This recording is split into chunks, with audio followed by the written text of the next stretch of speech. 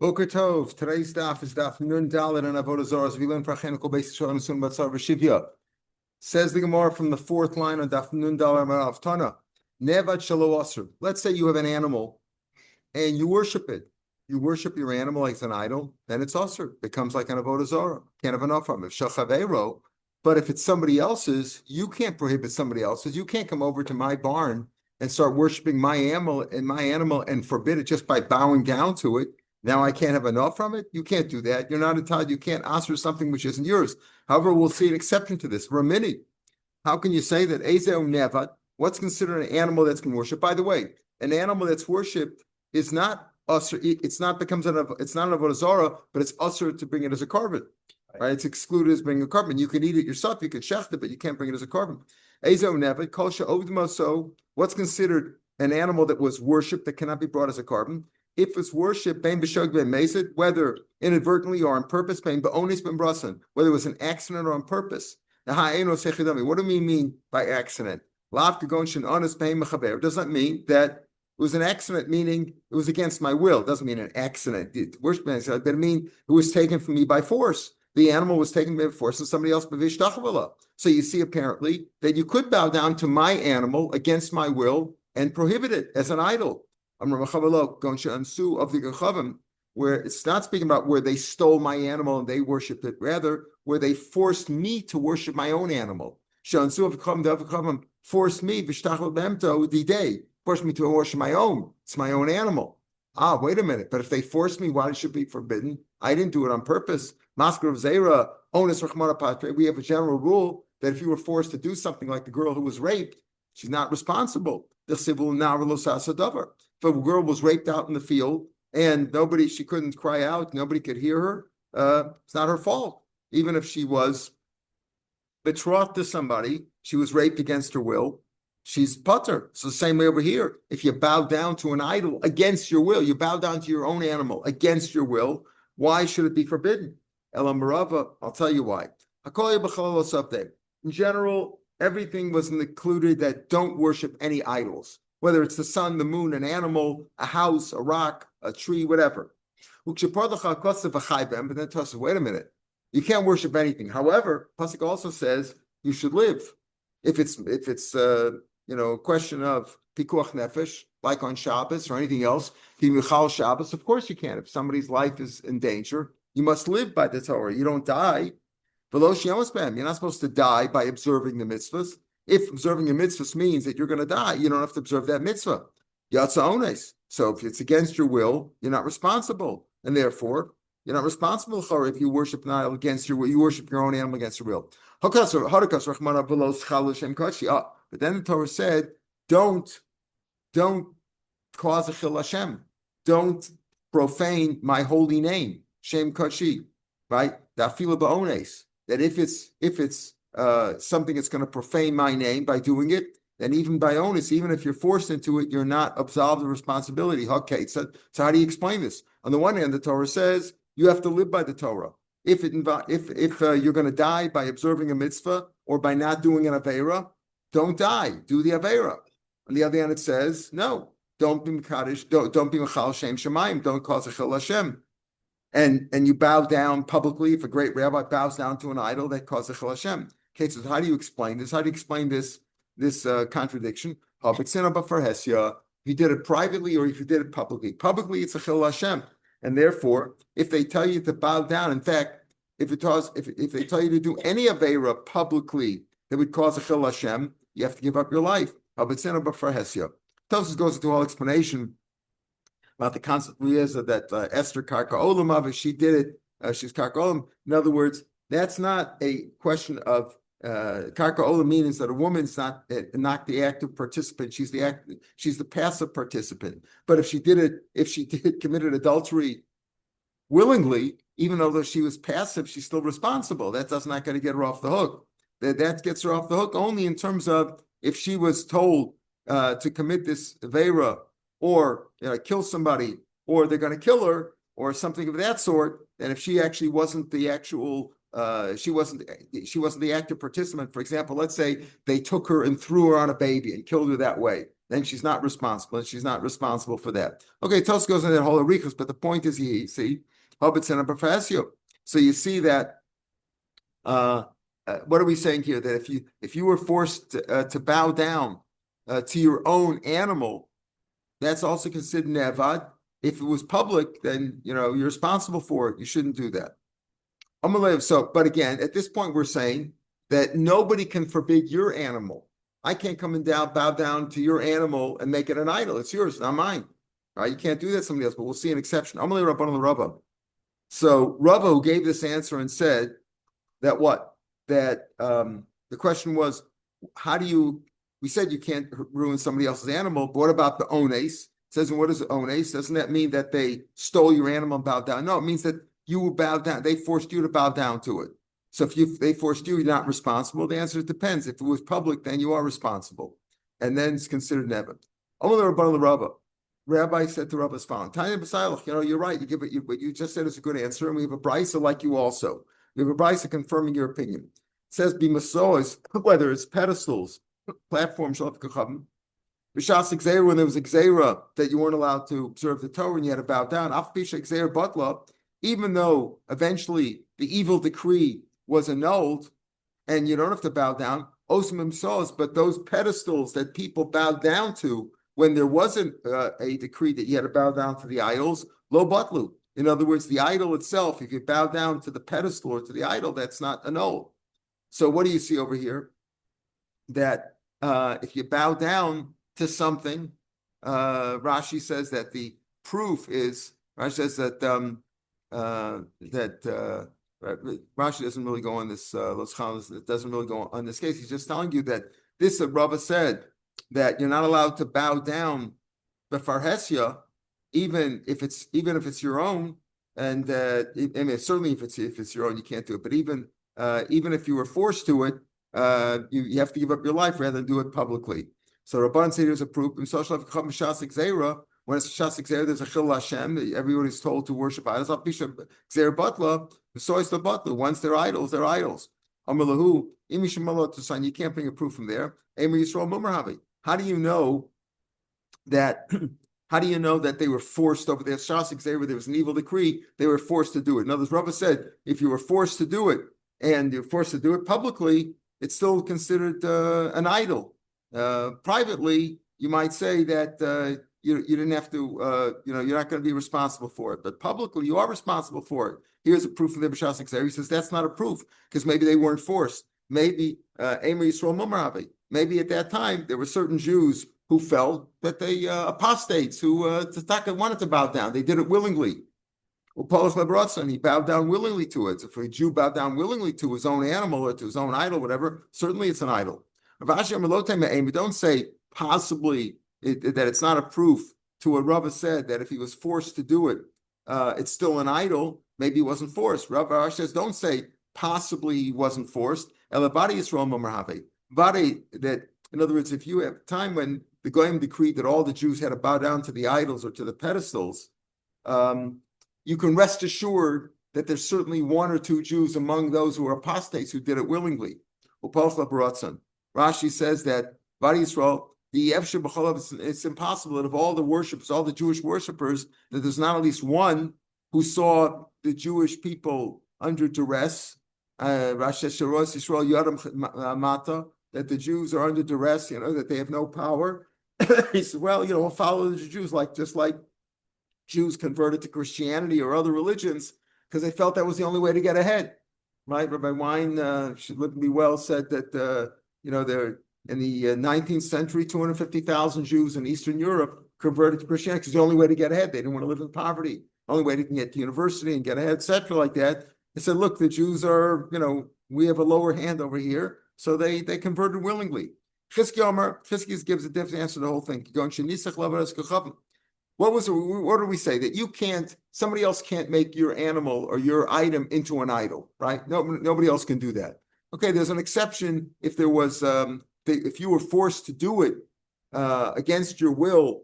There's a question if you did it publicly, you had to give up your life, but if you do it privately, then maybe you don't have to give up. If you're privately, you don't have to give up your life, but they were talking about do it to your own.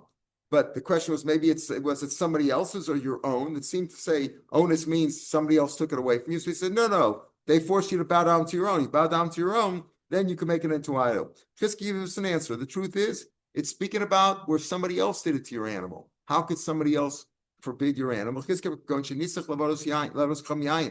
You libated wine, to an avodah zarah on your animal. In other words, you worshipped an idol via putting a libation between the horns of your animal. In other words, Christopher, the guy, libated wine on your animal to a certain avodah zarah, and he did a ma'isa there that's involved. It's not just bowing down. He did something to the animal. In that case, he could even ruin your animal. Why is that worshiping? He didn't worship the animal. He worshipped, you said, he libated wine to an avodah zarah by putting wine between the horns of the animal, right? V'shadi, the girsa is misbiamu the shava. He just made that a pedestal. He didn't make that an idol. It's speaking about where he made the animal, and he made your animal an idol by libating wine on its horns, and then he could even ruin your animal. In other words, even though we said you bow down to my animal, you can't make an avodah zarah. But if you did an act, a physical act, then you could. You can even ruin my animal. Is that fair? No, but so take him to court and pay for it. But you ruined my animal. He's an idol. Also, like Ula said, when Ula came from Eretz Yisrael, he said, "Name Rabbi Afal Pisha Amru." We're at the first of the wide lines in the Gemara now. Nun Dalam Alf. Afal Pisha Amru. Hamashach le'mis chaver lo asra. Even though he said that if somebody bows down, if Reuben bows down to Shimon's animal, he can't forbid it. Also b'maisa, but if he did an act on it, also he could forbid it. Does Kavana have any role in your? Yeah, he bowed down to it. He of course, he has a role. He bowed down because they told him to bow down. Right. Where's it? He's still alive. Right. So then it's not. Then he didn't make it into an idol. We're talking about where he bowed down with Kavana, not where he was forced to do it. If he was forced to do it, then we said if it was privately, then maybe he didn't have to give up his life. But if it was publicly, then he would have to. Amalu Rav Nachman Poku V'Amrula. Rav Nachman said, go out and tell him, go tell Ula. Ula came from Eretz Yisrael, he said in Rav Yochanan. Even though we said if you bow down to somebody else's animal, you can't forbid it. But if you did a mice, you can. So Rav Nachman said, oh, listen, go tell Ula, Kfartigma Rafuna here in Bavel. You're bringing this teaching from Israel, from Eretz Yisrael. You know what? Rafuna already explained it here in Bavel. You already explained your own. Let's say somebody else's animal, Yankel's animal, was lying down in front of avodah zarah, and now you sacrificed it. As soon as you sacrificed it, meaning you slaughtered even one simon, beginning of shchita, you did one simon on it. Also, you forbid it. You forbid it. In other words, even though you have no right to ruin my animal, and bowing down to it doesn't ruin it, doesn't make it an idol. But if you did an act to it, you've ruined it. Pay me for it. But it's an idol. Manon, where do we get this from? Dasar. How do we know that? Eli Mekohanim, is it because of the Kohanim who were forced, the Sons of Malchi Yisrael, to do avodah zarah, and it says they should never serve again in the base of Mikdash. The Mashana Kam do what they did. It's different because they know what they're doing. They were forced, but they should have refused. So maybe it's different over there. That since the Kohanim are usher, you can't say that they're for the animal that's usher over here if you bow down to an animal. That's different because the animals have no das, and you can't force them. But Kohanim know what they're doing. El may have mizbeach from that mizbeach that the goyim had defiled by using it for avodah zarah, and even though they're not allowed to in something else, we learned out of a pasuk that they can. The Dilma could have maybe it goes like Rapapa Rashi says the last Rashi on the page or before we turn the page, right? Or the two Rashis before. They stored them away, they hid them, they buried there because the Goyim, the Greeks, had ruined them, had ruined them for avodah zarah. How can the Avichavim ruin my God's holy mizbeach?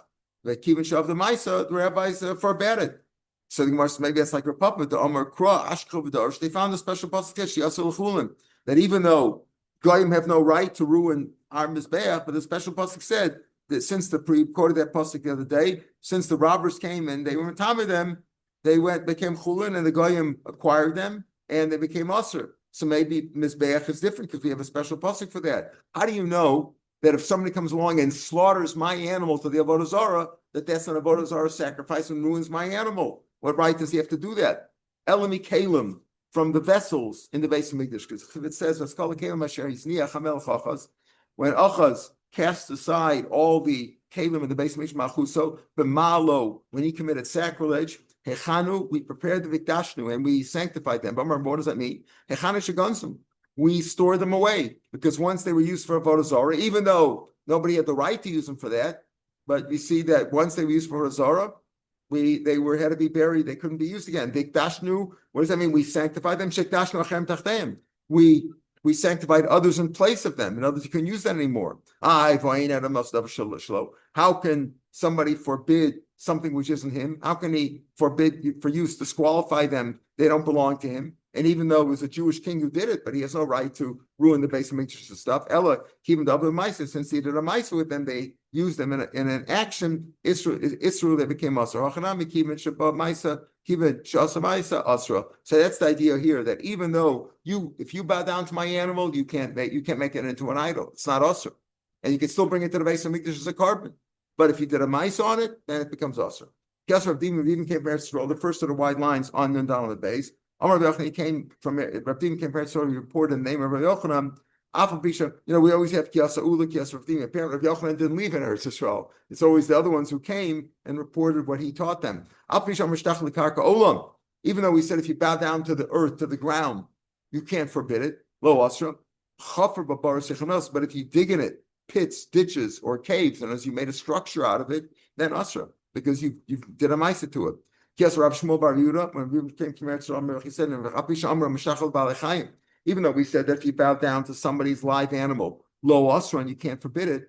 Asran chalipin, let us come asran. Let's say you got it via an exchange of an avodah zarah. Let's say you had an avodah zarah idol, and you went to somebody and you said, "I'll tell you what, why don't you take the idol, give me an animal in its place, right? In exchange." Then the animal also becomes an avodah zarah, like it's also to use. It's not avodah zarah, but it's also to use. He says this, even though he said if you bow down to Baal Chaim, you haven't ashered it, but if it was used in exchange, you obtained it in exchange for avodah zarah, it's also. Kias Rab Nam Kim Yisrael, Pliga Bar Rabbi Shmuel Rabbi Yossi Rabbanan, a different machlokas. Charomar. So we just said something that was exchanged for avodah zarah is also to use, right? You can't have enough from it. Okay. He said, listen, chalipin or what you exchange for it is also. Let's call the avodah zarah A. And you exchanged B, an animal, for that avodah zarah. Okay, you can't have enough from that B either, right? It was exchanged for it. Okay, chalipin asan. Chalipin. What about C? Let's say you exchanged B, the animal, for C, and then C for D and D for E, etc. down the line.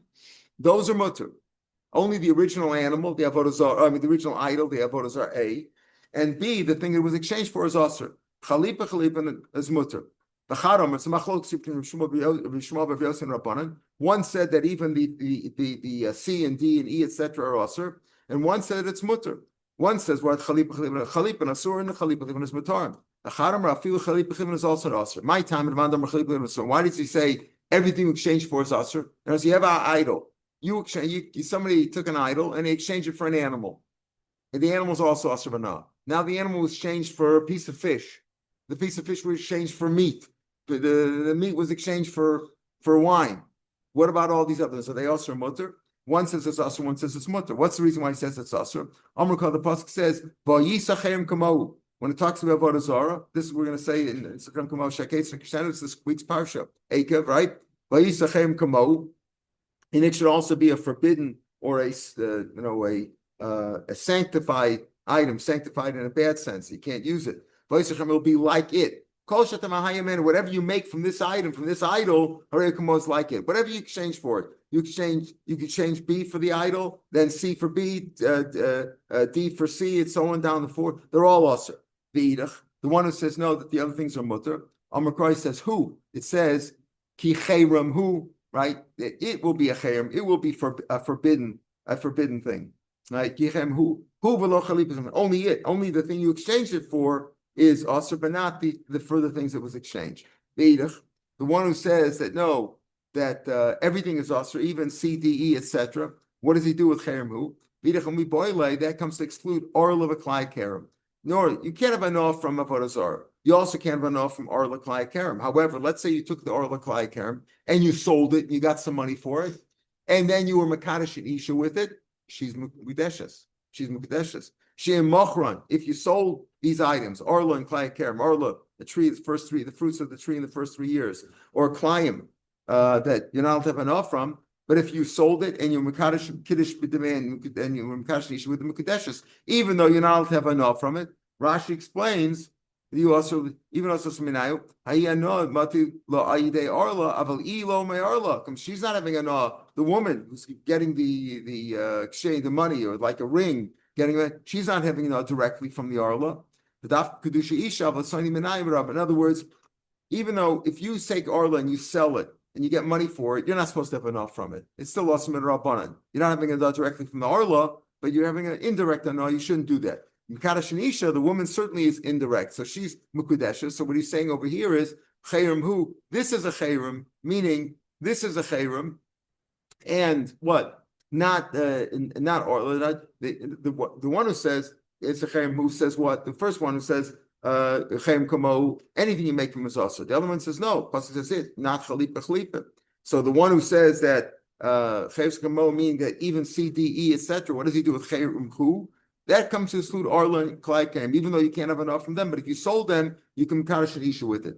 The Idach, what about the one who says what? That Chayim who teaches me that only Chalipa and not Chalipa Chalipa. How does he know about Arla? Arla Klai Kerem doesn't need a pasuk to tell me that you can have enough. You exchange it. Why? Doesn't need an excuse to exclude it. Why? Because Avodas Chacham and Shvius are two isurim. Habon Kechet and teach me the same thing, meaning that everything that you exchange for the Avodah Zarah is Asur, and Shemitah also has that halacha, meaning that it doesn't lose its kedusha, its sanctification, even though you exchanged it. So Avodas Kachavim doesn't lose it, even though you exchange it. The original the Avodah Zarah is still Asur. Same thing with Shemitah. The original Shemitah is originally Asur. You can't do business with it. And it doesn't lose its kedusha like Hegdish, which you exchange like Bedek Abayis, loses its kedusha. Doesn't happen over here. So I don't need a pasuk to say that Arla and Klai Kerem are excluded from the Isser of what of that like Avodah Zarah, which the kedusha the kedusha or the Isser goes on all the way down A B C D E, right? Because in other words, the one who says Chayim who says only it, nothing else.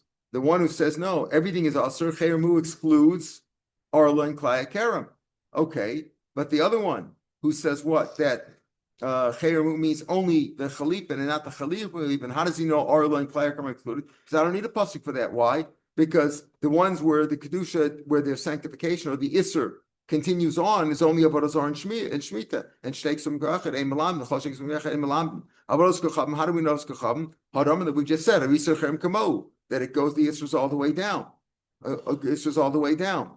Right all the way down and so if you say that only the Chalipin is Asur, right? The Chalipin is Asur. The one who says Chalipin is Asur only that Kichayrim Hu excludes Arla and Klai Kerem, right? That's he says Cherem. But the one who says that it's also all the way down, he doesn't use Kichayim to exclude all the time because he doesn't need to exclude it. Why? Because Avodah Zarah and Shvius, where the kedusha does continue, are Shnei Ksum Megachar. The two psukim teach me the same thing. We have a rule: if the Torah wanted to teach me something that applies in all cases, just teach it once and applies it all over. If he tells by two different psukim, it's coming to exclude only those isurim, Avodah Zarah and Shvius.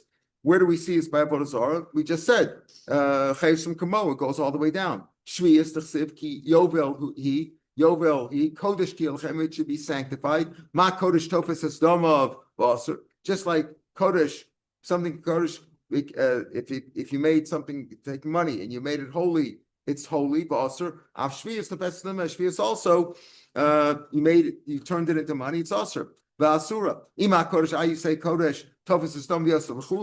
When if you exchange kachim for money, the money becomes holy, but the item itself becomes unholy, becomes unsanctified. Maybe Shvius also should that way that it's if you if you sold shvius, you sold shmita produce for money, the money becomes holy. And should the shmita become not holy? No. Tamadomer tia. Special pasuk. It says kodesh tia lechem. It remains that way. It will stay that way. Okay, so what does it mean? Let's say you had fruits of Shemitah, and you took that and you exchanged it for meat. And they're both mispar. They both have to be consumed in Shemitah, and as they're both holy, both have kedusha shvius. The meat, which is like B now, and A, which is the Shemitah. Let's say you would be the meat, you exchange it for fish. Yatsa basar, so the basar loses its kedusha now, meaning its sanctification, and nichnasu dagim, and now the dagim, right? The dagim yayin. Let's say you took the wine, the fish, and you bought wine with it. Yatsa dagim nichnas yayin. The yayin shemen, you with the wine you bought shemen. Yatsa yayin nichnas shemen. In other words, the last thing. Okay, it said achron nitfas b'shvius. The last item that you exchange it for is like it has kedusha shvius and has to be consumed in the time of Shemitah by the certain date involved in each of those items. Upriatzmo osir, and the original Shemitah is still osir. But what do you see here? That Shemitah and Avodas Kochavim, their tofes, they grab, their sanctification applies to the item they were exchanged for, right? So that applies to Avodah Zarah and Shemitah. So we have two psukim on Gechad. So I would know that Arla and Klai Karam are excluded from that. Why? Because it only applies to Shemitah and Avodah Zarah, which is Sheikh Sum Echad. So I don't need to tell me that Arla and Klai Karam are excluded, that the thing you exchange them for is not holy, and you can kind of shish with it. It's automatic. The other one was that you do need a pasuk of Ki Kodesh Ki Chayramu to tell me only Avodah Zarah and not Arla. Why? Because he also takes some Echad is Malam and does teach. So therefore, you would be able to learn out from Avodah Zarah and Shvius. We might teach you that the kedusha, even by Orla and Klai Kerem, also gets transferred onto the money, and you cannot be Mekadosh Nisha with it. And therefore, I have a pasuk Kicheremu telling me no, only by Avodah Zarah, not by Orla and Klai Kerem. Therefore, I need the pasuk to tell me that Orla and Klai Kerem are excluded from that. Yeah. If someone buys something, he has to do an investigation to find out whether that's right. There's a chain of kedusha. That's why we have all the hashgachos on Shemitah. Right, the bottles of wine is it Shemitah, is it kedusha shvius? Oh, that's why people are makbid. They buy yibul chul. They buy produce from chutz laretz, etc. Because they want to know what they're buying. And do you hold the heter mechira? That whole discussion, that's all about Shemitah. That's exactly what you have to know what you're buying. That's why you have all these hashgachas. Shalas Askenim Baromi. They asked the Skenim in Rome. The Jews lived in Rome too. And they always used to, have debates with the rabbis. Were always pulled into debates with the goyim, with the philosophers, with the apostates. They asked them, listen, if God doesn't want Avodah Zarah, why does he just get rid of it? Why does he allow Avodah Zarah to exist? Right? Today we don't have it except in the East and different places where they have real Avodah Zarah. But it was such a thing, and in those days it really pulled you. People had a Yetzer Hara for Avodah Zarah, like they have a Yetzer Hara for immorality. They had a Yetzer Hara for that. So why didn't God just get rid of it? If God doesn't want the Avodah Zarah, God can destroy it. So the rabbis answered as follows: if you're bowing down to something that the world does not need, they bow down to some rock or whatever, he would get rid of it, right? That they bow down to the sun, to the moon, to the stars, to the constellations. We know if the sun would be destroyed, life would cease to exist, right? We'd all be frozen in a second. So what, you want God to get rid of all the constellations, the sun and the moon, just because these idiots are bowing down to it? You need the world. Okay, fine. Don't get rid of the sun and the moon and the stars and the constellations and the earth. Get rid of the junk that we don't need. Right? Why doesn't God get rid of that? Leave the sun and the moon. Get rid of the other stuff.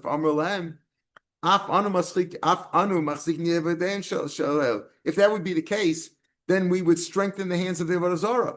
They'll say, look, Tedu, Shein, look that you can prove that the sun and the moon and the stars are gods.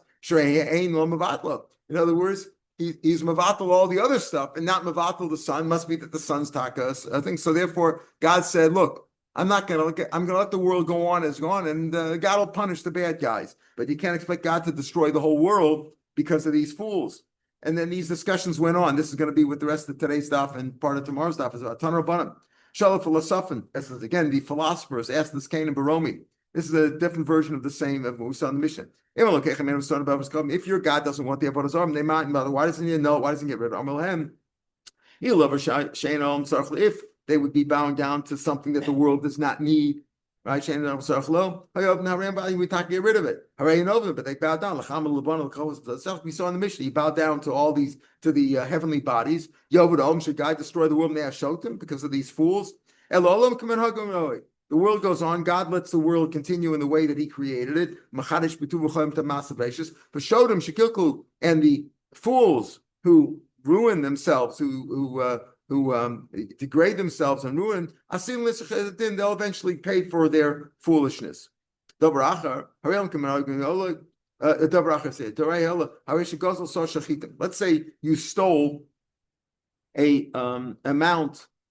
measure of wheat seeds, and you planted them, right? Now, dinu should be shlo titzmach. Since you stole them, God should not allow them to grow into wheat because they were stolen property. God shouldn't allow it, right? Right? Elohim, what are you going to do? God says, no, I'm not changing the world. These are my rules. If you plant stuff and you water it and you fertilize it, it'll grow. No, the world goes on the way I created it, right? And the goyim and the fools rather who makalkal, they degraded themselves and they ruined their lives. Asin let us enough to pay for it. A man committed adultery with somebody else's wife, and she got pregnant. So God should say, listen, since you did a sin, I'm not going to allow a mamzer to be born. Didn't shalot to saber. She shouldn't get pregnant. Elohim come and the guy said, I'm not going to change the world. Well, if and the fools who sinned and ruined themselves, they will pay. Behind the domer shlokesh, the baby. Behind the domer shlokesh, Amar Kadosh Baruch Hu. This is what God said. Lo daim sham shosen selashli pumbi. Not enough that they make my coinage. In other words, God stamps each baby, right? The father, the mother, and Bosham. God stamps the baby. Not enough that they, so to speak, create my coinage. They take and they make it public, right? But rather they bother me, and I have to make the baby come out. They make me sealed balkarchi. Another philosopher asked from Gamliel. Says in your Torah, El Kana. That was this week's parsha. We just said Meschanan. Ki, it's one whole pasuk. Ki Hashem Malkech Eishachlahu El Kana. Right? Hashem is he's like fire, right? Eishachlahu is a fire, a tzum fire. He's God of jealousy. And the Imam Meschanan go, why is he jealous?